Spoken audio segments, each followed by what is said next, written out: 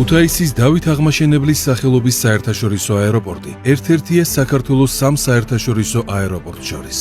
ტრანსპორტის და ლოგისტიკის სექტორს განსაკუთრებული როლი უკავია ჩვენი ქვეყნის ეკონომიკის განვითარებაში და გამოყოფდი ავიაციის მიმართულებას, რომელიც განსაკუთრებული ხელშემწყობი სექტორია ჩვენი ქვეყნის, მათ შორის ტურიზმის ინდუსტრიის განვითარებისთვის.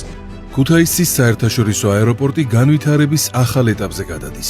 მიმდინარეობს მასშტაბური სამუშაოები. შენდება ახალი 3 კილომეტრ-ნახევარის სიგრძის ასაფრენ-დასაფრენი ზოლი და მასთან დაკავშირებული სააეროდრომო ინფრასტრუქტურა, რაც აეროპორტს შესაძლებლობას მისცემს შეზღუდვების გარეშე მიიღოს დიდგაბარიტიანი საჰაერო ხომალდები. როდესაც ჩვენ ინფრასტრუქტურის განვითარებაზე ვსაუბრობთ, რა თქმა უნდა ვისაუბროთ ქუთაისის საერთაშორისო აეროპორტზე, რომელიც ერთ-ერთი ყველაზე სწრაფად მზარდი აეროპორტია არა მხოლოდ რეგიონში, არამედ ევროპის წევრ ქვეყნებს შორისაც. სააეროდრომო ინფრასტრუქტურის მშენებლობის ფარგლებში მიმდინარეობს საჰაერო ხომალდების სამიმოსლო ბილიკების და ბაქანის მოწყობის სამუშაოებიც.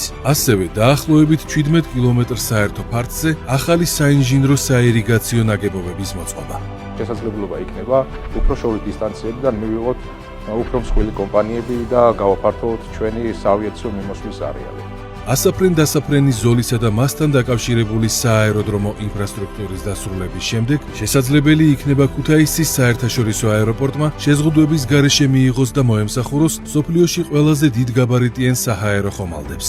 ასევე მიმდინარეობს ახალი სააეროდრომო ინფრასტრუქტურის თანამედროვე ვიზუალური საჰაერნაოსნო სისტემებით აღჭურვა, რაც თავის მხრივ უზრუნველყოფს ფრენების საიმედოობასა და მომსახურების უმაღლეს სტანდარტებს.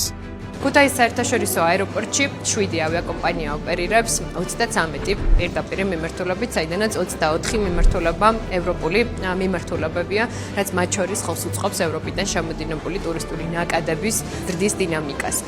მგზავრთა მზარდი ნაკადის გამტარუნარიანობის უზრუნველსაყოფად დაიწყო ქუთაისის აეროპორტის ტერმინალის გაფართოების შესაბამისი პროცესებიც, რომლის შედეგად ტერმინალი წელიწადში 5 მილიონზე მეტი მგზავრის მომსახურებას შეძლებს.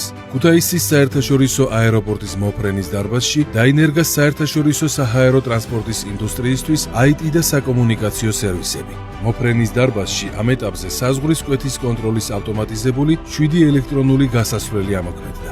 ავტომატიზებული ელექტრონული გასასვლელების საშუალებით საქართველოს მოქალაქეებს აღარ უწევთ ჩამოფრენისას ვრცელ რიგებში დგომა და პასპორტისა და ბიომეტრიული მონაცემების შემოწმების საფუძველზე მარტივად შემოდიან ქვეყანაში. აეროპორტში ასევე ამოქმედდა მაღალი ტექნოლოგიებით აღჭურვილი e-gate სისტემაც, რაც ამცირებს რიგებს, უზრუნველყოფს მგზავრთნაკადის ეფექტურად მართვას და მგზავრების სწრაფად გატარებას. გეგმაში გვაქვს, რომ აეროპორტში დავნერგოთ ყველა ის თანამედროვე IT ტექნოლოგია, რომელიც მგზავრებს და არა მხოლოდ მგზავრებს საშუალებას მისცემს, რომ უფრო მოხერხებულად და უფრო კომფორტულად იმგზავრონ ქუთაისის აეროპორტში.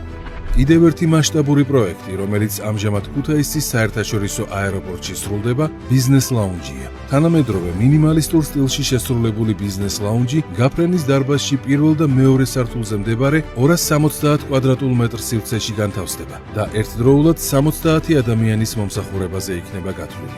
ვიზა სტატუსის ბარათის მქონე მგზავრები გაფრენამდე შეძლებენ მიიღონ ყველა ის ბენეფიტი თუ სერვისი, რაც ვიზა ლაუნჯს ახლავს თან. 2025 წელს ქუთაისის საერთაშორისო აეროპორტი არსებობის განმავლობაში რეკორდული რაოდენობის მგზავრთნაკადს 1,800,000-ზე მეტ მგზავრსა და 5,300 მეტ რეისს მოემსახურა. ქუთაისის საერთაშორისო აეროპორტს უმნიშვნელოვანესი როლი აქვს არა მხოლოდ იმერეთის რეგიონის ეკონომიკური განვითარებისთვის, არამედ ჩვენი ქვეყნის ეკონომიკური გაძლიერებისთვის და აქედან გამომდინარე ჩვენი ხელისუფლება განაგრძობს განსაკუთრებული ყურადღება დაუთმოს ქუთაისის აეროპორტის განვითარებას, მაგრამ რა თქმა უნდა ზოგადად ჩვენი ქვეყნის ავიაციისა და ტურიზმის სექტორის კიდევ უფრო მდგრად და სტაბილურ განვითარებას. ქუთაისის აეროპორტის ლოკაცია და განლაგება უნიკალურია. აეროპორტი განთავსებულია მნიშვნელოვან სატრანსპორტო კვანძებთან, როგორიც არის რკინიგზა, ავტომაგისტრალი და საზღვაო პორტები. შედეგად ძალიან მზარდია ქუთაისის აეროპორტის როლი ტვირთბრუნვის კუთხითაც.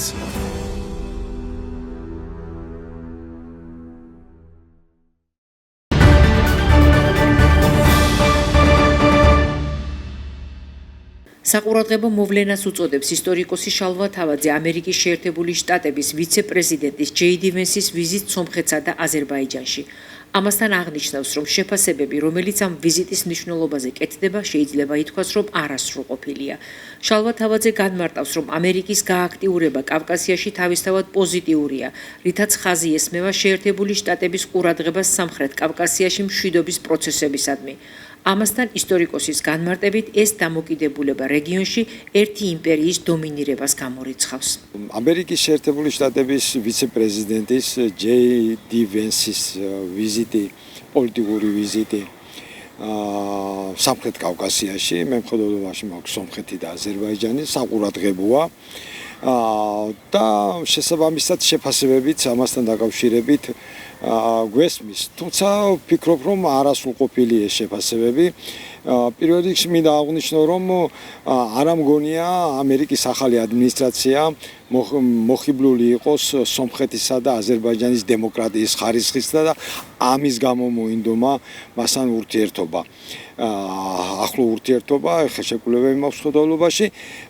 მე ვფიქრობ, რომ ერთი რამ თავიდანვე უნდა ითქვას, რომ ამერიკის გააქტიურება ზოგადად პოზიტიურია თუნდაც შეფასდეს სამხრეთ კავკასიაში, რადგან ეს თავისთავად შინაარსობრივად გამორიცხავს ერთი იმპერიის დომინირებას სამხრეთ კავკასიაში, მე რუსეთის იმპერია მაქვს ხედველობაში და რაც უფრო ბევრი სახელმწიფო დაინტერესდება სამხრეთ კავკასიით, მით უფრო შეიძლება წაადგეს ეს და სამხრეთ კავკასიას და მათ შორის საქართველოსაც. თუმცა ამავდროულად უნდა ითქვას, რომ საფრთხის შემცველიც არის და მე მხედველობაში მაქვს ირანის საკითხი.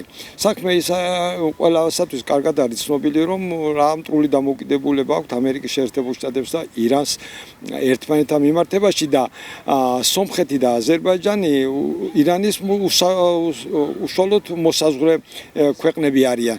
ხო, აქედან გამომდინარე, რამდენად ირანი მიიღებს აი ამ მის საზღვართან ახლოს ამერიკის ინტერესების დაახლოებას, ეს სალკე საფრთხის შემცველი არის, თუ მხედველობაში მივიღებთ იმასაც, რომ ირანთან აზერბაიჯანის ურთიერთობაც არ არის თლად კეთილგანწყობილი, როგორც პოლიტიკურად, იმიტომ რომ აზერბაიჯანი და თურქეთი ერთმანეთთან მოკავშირეები არიან, მერე აზერბაიჯანის მოსახლეობა ძირითადად სუნიტები არიან და ეს სუნიტები შიიტებთან არიან დაპირისპირებულები და აქვე მხედველობაში უნდა იქნეს მიღებული, რომ მართალია ირანს მტრულად აღიქვამს ოსმალეთი, თურქეთი, მაგრამ იმავდროულად ოსმალეთის ინტერესში არ შედის ირანის დასუსტება იმ დონეზე, რომ დაშლა დაიწყოს ამ სახელმწიფო. მას საფრთხე შეექმნება თავის საზღვართან და აქედან გამომდინარე ძალიან ბევრი პრობლემები შეიძლება წარმოიშვას სამხრეთ კავკასიაში და მე ვფიქრობ, რომ დაფიქრება გუმართებს აღნიშნულთან დაკავშირებით სიფრთხილეებიც გასაზომია, რადგან თუ რაღაც ცეცხლის ერთი კერა გაჩნდა, მერე ეს ამ ცეცხლის კერის ჩაქრობა ძალიან ძნელი იქნება და არ მოგვივიდეს ეგრეთ წოდებული უკან მიდევნებული ლამპარივით, რომ მერე გამოვეკიდოთ ამ საკითხებს. ამიტომ როგორც სამხრეთ კავკასიის სამივე ორ ქვეყანას, აზერბაიჯანი და სომხეთი, ისე საქართველოს ხელისუფლებასაც მეტი სიფრთხილისაკენ მოუწოდებ, რადგან არ გაჩნდეს ამ დაპირისპირების, იმიტომ რომ აქ ჩინეთის ექსპანსიაც არის მხედველობაში მისაღები, არ გაჩნდეს ახალი ცეცხლის კერა, ისედაც ამ დამძიმებულ საერთაშორისო ვითარებაში.